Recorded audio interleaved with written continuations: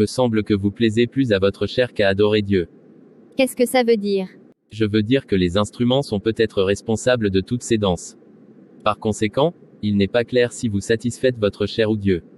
Je comprends votre point de vue, mais dans le psaume 150, David lui-même nous a ordonné de louer Dieu avec différents types d'instruments. En fait, 4000 Lévites ont été mis à part pour louer Dieu avec des instruments de musique selon 1 Chronique 23 verset 5. Très bien, mais saviez-vous que tout cela était dit dans l'Ancien Testament? Il y a de grandes différences entre la loi et la grâce. Ah oui, sans vous cacher, il n'y a aucun exemple dans le Nouveau Testament qui prouve que les disciples suivaient ce commandement. Mais il n'y a aucun qui dit le contraire non plus. Je ne suis pas d'accord. Si j'ai dit, soyez polis, dois-je m'assurer de dire, ne soyez pas impolis pour garantir un bon comportement? L'apôtre Paul a clairement indiqué comment les vrais chrétiens devraient louer Dieu lorsqu'il a écrit en Hébreux 13 verset 15 et a dit: Par lui, offrons sans cesse à Dieu un sacrifice de louange, c'est-à-dire, le fruit de lèvres qui confesse son nom. Paul a eu l'occasion d'ajouter quoi que ce soit d'autre, mais a choisi d'exprimer clairement comment l'adoration de Dieu devrait être faite. Qui donc? Le fruit de lèvres seulement. Il a beaucoup de lois ou ordonnances dans l'Ancien Testament, qui ont été changées ou remplacées sans avoir été clairement interdits littéralement dans un verset dans la Nouvelle Alliance. Par exemple, il est difficile de trouver des versets dans le Nouveau Testament qui parlent contre l'impureté physique d'un homme ou d'une femme que Dieu ordonna clairement dans Lévitique chapitre 15.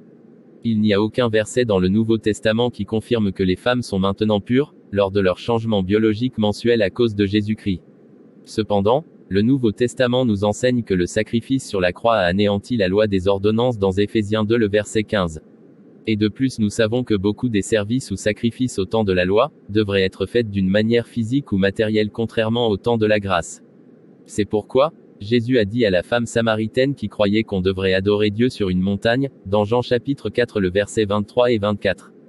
Il a dit, mais l'heure vient, et elle est déjà venue, où les vrais adorateurs adoreront le Père en esprit et en vérité, car ce sont là les adorateurs que le Père demande. Dieu est esprit, et il faut que ceux qui l'adorent l'adorent en esprit et en vérité. Contrairement à la loi, dans Acte 17 le verset 24, il est écrit que Dieu n'habite point dans des temples faits de mains d'hommes. Et sans nul doute, les instruments de musique faits des mains d'hommes ne pourraient satisfaire les desseins de Dieu. C'est pourquoi, il a été prescrit de chanter à Dieu dans nos cœurs dans Colossiens 3 le verset 16. Le verset dit, que la parole de Christ habite parmi vous abondamment, instruisez-vous et exhortez-vous les uns les autres en toute sagesse, par des psaumes, par des hymnes, par des cantiques spirituels, chantant à Dieu dans vos cœurs sous l'inspiration de la grâce. Je comprends. Alors, la vraie Église ne doit pas utiliser les instruments de musique lors de l'adoration.